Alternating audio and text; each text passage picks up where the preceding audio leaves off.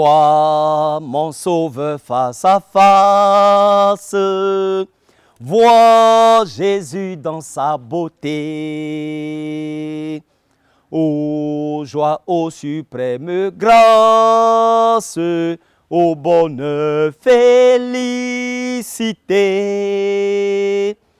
Oui, dans sa magnificence, je te verrai, divin roi. Pour toujours en ta présence, je serai semblable à toi. Oui, dans ta magnificence, je te verrai, divin roi. Pour toujours en ta présence, je serai semblable à toi. Oui, vois mon Sauveur face à face, fidèle téléspectateur, qui ne voudrait pas voir notre Sauveur face à face. Oh, si tu dis que tu ne veux pas voir le Sauveur face à face, c'est que tu es perdu. Qui ne veut pas voir le Sauveur face à face? Oui, chacun de nous, nous voulons voir notre Sauveur face à face, parce que quand nous serons devant sa face, oh, nous aurons pour certains beaucoup de questions à lui poser. Mais chacun de nous, nous travaillons ici-bas pour voir un jour le Sauveur face à face. Je prie que vous ayez votre Bible et votre gloire à Dieu, parce que, oui, tous ces cantiques, vous voyez la force de ces cantiques, c'est que les paroles sont tirées de la Bible. Alors, ayez toujours votre Bible et votre recueil, parce que ce n'est pas seulement le gloire à Dieu. Ce cantique est contenu dans le recueil Chant de victoire au numéro 252, dans le recueil À toi la gloire au numéro 386, bien sûr dans le recueil Gloire à Dieu au numéro 400, dans le recueil Hymne louange au numéro 512 et dans le recueil Sur les ailes de la foi au numéro 432.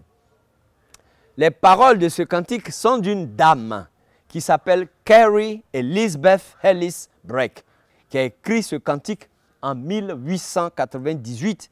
Et ce cantique a été publié dans 240 recueils de cantiques. Le titre original en anglais, c'est « Face to face with Christ, my Lord ». « Face to face with Christ, my Savior ». Oui, face à face avec Jésus, mon Sauveur. Comme si Carrie était pressée d'être face à face avec Jésus. Comme si Carrie, oui, attendait avec impatience ce jour où elle serait face à face avec son Sauveur. Parce qu'elle aurait sûrement beaucoup de choses à lui dire ou beaucoup de questions à lui poser. Alors, Carrie Elizabeth Breck est née le 22 janvier 1855 à Walden, dans le Vermont, aux États-Unis, dans une famille chrétienne. Chrétienne presbytérienne fervente, elle était dévouée à son mari et à ses 5 filles. Elle a écrit des vers et de la prose pour des publications religieuses et des magazines pour femmes au foyer. Elle n'avait aucun sens de la tonalité ni de la hauteur. Oui, les musiciens savent de quoi je parle. Elle ne savait pas entonner un chant. Elle ne savait même pas la hauteur, la gamme, tout ça, elle ne sait pas, oui. Et on n'a pas besoin de savoir ça, nous dit-elle forcément. Et elle ne pouvait même pas lire une partition musicale en portée. Elle ne pouvait même pas lire une partition musicale en portée. Mais elle avait le don du rythme poétique et a écrit plus de 2000 poèmes. Waouh! Voici quelqu'un qui ne sait pas lire la musique, mais qui a le sens d'écrire des poèmes parce qu'elle avait le rythme en elle. Elle est décédée le 29 mars 1934 à Portland, dans l'Oregon, aux États-Unis, à l'âge de 79 ans. Le cantique « Face to face with Christ, my Savior » a été traduit en français par le révérend pasteur Charles Rocher-Dieu, 1857-1928. C'était un Suisse, auteur du guide du lecteur de la Bible en 7 fascicules. La musique de ce cantique est de Grant Colfax Tullard, qui a écrit la musique en 1898 et la musique a été publiée dans 159 recueils de cantiques. Alors, Colfax Tula est né le 5 août 1869 à Bolton, dans le Connecticut, aux États-Unis. Son nom est une superposition des noms de deux célèbres personnalités aux États-Unis, celui du président Ulysses Grant et du vice-président Schuyler Colfax. Donc, son père était tellement médusé, façonné, peut-être par ces deux présidents aux États-Unis, le président Ulysses Grant et le vice-président Schuyler Colfax, qu'il a pris leurs deux noms, c'est-à-dire pour faire le nom de son enfant, c'est-à-dire Colfax Tula. Alors, sa mère mourut alors qu'il n'avait que 2 ans et son père était handicapé, blessé lors de la guerre civile. Il a dû travailler très tôt dans un moulin à laine, puis comme vendeur de chaussures, et n'a pratiquement pas reçu de formation ni académique ni spirituelle. Fidèles téléspectateurs, Grant n'avait donc pas de domicile fixe jusqu'à l'âge adulte. Il devint chrétien méthodiste à l'âge de 19 ans à un camp près de Waterbury en 1888. Il a fréquenté l'académie Hackettstown dans le New Jersey et fut ordonné pasteur méthodiste avant de devenir évangéliste en 1893. Malgré une vie de tristesse et de difficultés, il a continué à apporter la joie à des millions d'Américains avec ses cantiques et sa poésie. Il fonda avec un de ses amis une maison de publication d'œuvres musicales à New York. Il a écrit 178 cantiques, en a composé 83 et édité 18 recueils de cantiques. Il est décédé le 20 mai 1950 à Ocean Grove, dans le New Jersey, aux États-Unis, à l'âge de 81 ans. Voici les deux personnes qui nous donnent ce cantique.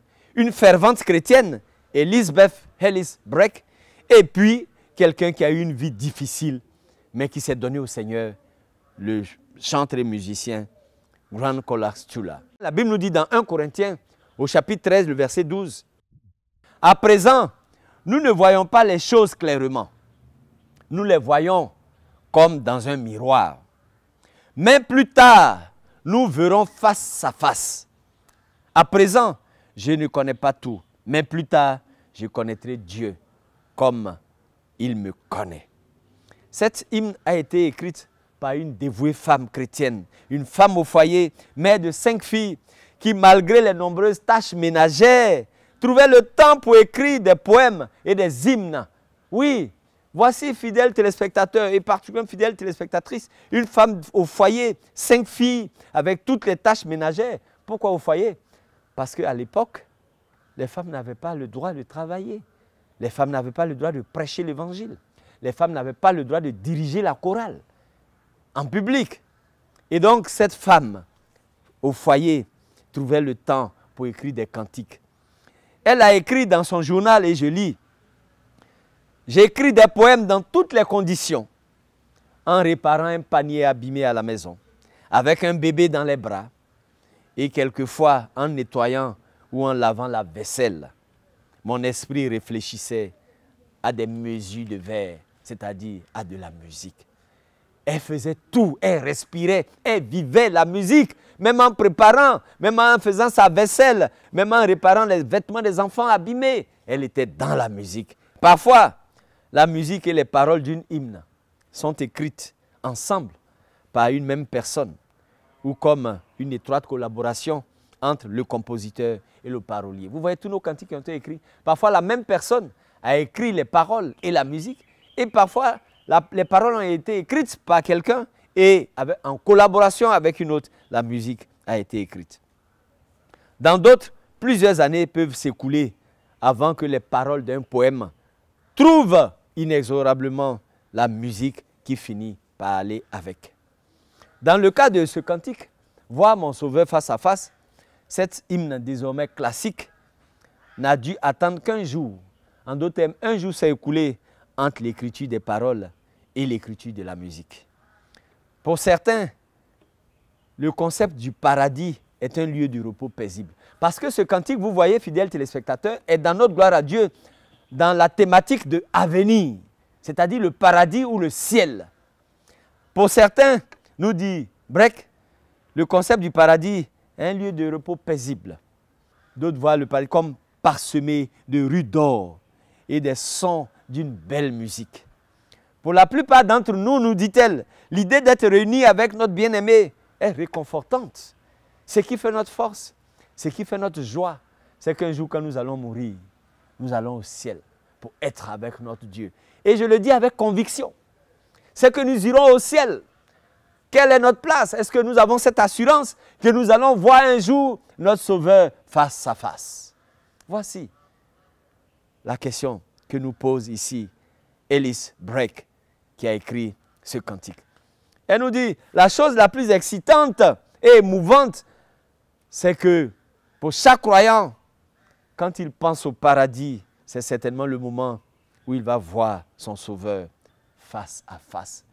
Moi, Dali Opo, je pense au paradis. Mais je dis, mais quand je vais voir mon Sauveur face à face, qu'est-ce que je vais lui dire? Peut-être que j'aurai des questions à lui poser. Et il aura des réponses à me donner. Et pour tout chrétien, Elizabeth Breck nous dit que nous attendons ce jour où nous allons voir notre Sauveur. Si nous n'avons pas l'assurance que nous allons voir notre Sauveur, alors nous sommes perdus. C'est pour ça qu'il dit dans son cantique, « Vois mon Sauveur face à face, vois Jésus dans sa beauté. » Elle est impatiente que ce jour arrive. Alors, nous sommes en 1898. Une série de campagnes d'évangélisation a lieu à Rutherford, dans le New Jersey. Entre les cultes, les ouvriers de Dieu se rassemblaient, y compris le musicien Grant Colfax, qui a écrit cette musique. Ils se réunissaient dans la maison d'un pasteur pour prendre une collation, pour prendre un petit thé et de petits cakes. Cette nuit-là, la congrégation a chanté cette nouvelle hymne qu'Elizabeth Breck avait écrit avec les paroles de Toula. Alors que toute nouvelle hymne était accueillie avec excitation et empressement, cette hymne en particulier n'a pas nécessairement généré une grande excitation. Le lendemain, Toula, le musicien, a reçu une lettre d'une certaine Madame Frank Breck. Écoutez bien l'histoire. Toula avait écrit la musique d'un cantique. Il avait écrit sa musique, qui n'était pas destinée à des paroles. Et il a mis des paroles sur ses cantiques. Lui-même ses paroles. Écoutons bien, pour que nous puissions comprendre la collaboration qu'il y a entre le musicien et le parolier. Toula Colfax, le musicien, a écrit sa musique. Et lui-même, il a écrit ses paroles. Mais quand ils ont chanté l'hymne, c'était l'indifférence. C'est-à-dire, c'est comme si l'hymne ou les paroles étaient un cheveu sur la soupe qui était la partition.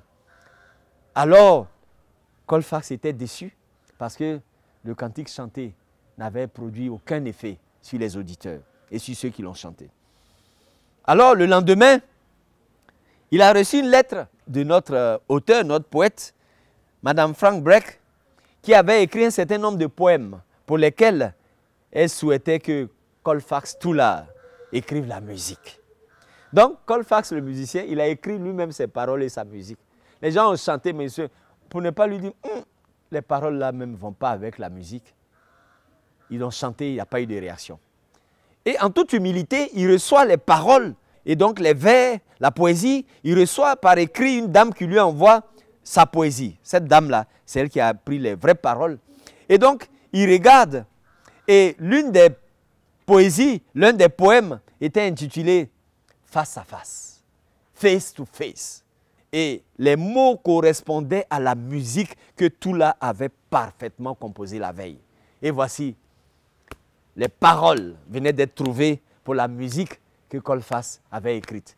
Donc lui-même, il a écrit les paroles, il a écrit la musique, mais il voit que ça ne va pas ensemble. En toute humilité, il a accepté les paroles de Madame Breck et il a vu que les paroles allaient exactement avec sa musique. Il s'est dit tout de suite, ces mots transmettent un message plus fort avec ma partition que mon propre poème. Ça, c'est l'humilité d'un maître de chœur. C'est l'humilité d'un organiste. C'est l'humilité d'un musicien qui voit que les paroles d'une autre personne correspondent à la partition que lui, il a écrite. Fidèles téléspectateurs, je nous invite dans le milieu des chantres. Il n'est pas dit que le musicien a écrit sa parole. La musique, c'est forcément sa parole. Sa parole peut ne pas correspondre. Il faut que nous ayons l'humilité d'accepter des paroles. Ça peut être des serviteurs de Dieu ou bien d'autres maîtres de chœur pour que la musique soit véhiculée parfaitement et que les paroles puissent puisse toucher des cœurs. L'hymne a été imprimé donc la même année et a continué d'être l'hymne préféré de nombreux chrétiens à travers le monde. Dans 2 Corinthiens au chapitre 5, le verset 21, la parole de Dieu nous dit que Jésus a pris tous nos péchés dans son corps, sur la croix, et que Dieu a mis toute la justice de Jésus sur nous. Par conséquent, lorsque nous nous présenterons devant Dieu, il ne comptera pas nos péchés et ne les pèsera pas pour les mettre en balance avec nos efforts pour lui plaire. Chaque péché que j'ai commis ou que je commettrai dans cette vie a été porté par Jésus. Quand j'atteindrai la porte du ciel, nous dit Breck, Dieu me verra par la justice de Jésus avec laquelle je serai revêtu. Tous mes péchés passés, présents et futurs ont été cloués par Jésus à la croix. Voici ce que nous dit Breck. Elle dit, quand je vais voir Jésus face à face, il ne sera plus question de péché. Parce que la Bible nous le promet, au ciel, il n'y a plus de péché. Au ciel, nous sommes transformés, nous sommes des créatures nouvelles.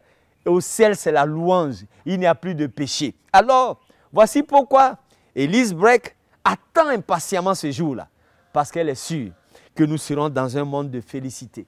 Elle est sûre que nous serons dans la ville d'or. Elle est sûre que nous serons dans le palais éternel. Elle est sûre que nous serons dans la rive éternelle. Elle est sûre que nous serons dans la Jérusalem céleste.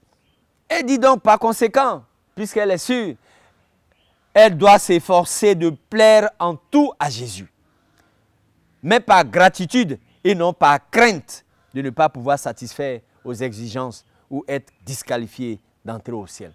Oui, soyons, nous dit-elle, sûrs que nous plaisons à Christ par gratitude, mais pas par nos propres efforts. C'est par pure grâce, mais ce n'est pas par nos propres efforts. En conséquence, Elisabeth Ellis exprime son désir ardent d'atteindre ce jour où elle verra Jésus face à face. Quelle merveilleuse journée, nous dit-elle, ce sera. Il y a beaucoup de grands hymnes qui expriment la foi du chrétien en son Sauveur, mais celle-ci est particulière. Un couple missionnaire, Monsieur et Madame Porteous, a été conduit par ses bourreaux chinois en un endroit isolé, sur une montagne. Le groupe était en colère parce que ce groupe de missionnaires chrétiens venait prêcher l'évangile en Chine. Vous voyez, il y a des territoires sur cette terre, dans ce monde, qui sont réfractaires à l'évangile. Alors, ce couple missionnaire a été pris, capturé par ces bourreaux, et ils l'ont conduit à un endroit pour les exécuter. Il ne supportait pas que ces missionnaires prêchent l'évangile. Alors, ils les ont poussés au sol. Et un des bourreaux, très nerveux, a sorti son sabre brillant et tranchant pour leur couper la tête, pour les décapiter. Alors, n'attendant plus que l'ordre du chef pour les exécuter, s'attendant sûrement à mourir, les deux missionnaires vont chanter ce cantique. Vois mon Sauveur face à face. Vois mon Sauveur face à face. Vois Jésus dans sa beauté. Ô joie, ô suprême grâce, ô bonheur, félicité. Oui, dans sa magnificence, je te verrai, divin roi, pour toujours en ta présence, je serai semblable à toi. Quand elle a fini de chanter ce cantique, voici quelqu'un, on s'apprête à décapiter. Et elle a chanté ce cantique en chinois. Oui, mon Sauveur, je sais que quand je vais mourir maintenant, je vais te voir face à face. Et pour moi, ça sera une joie inexprimable. Pour moi, c'est le jour que j'attends. Quand les bourreaux chinois ont entendu ce cantique, ils ont été touchés. Et ils se sont convertis. Fidèles téléspectateurs, voici, ce serait peut-être d'aller au pot, il aurait crié, « Pardon, je ne veux pas mourir, il ne faut pas couper ma tête, pardon !»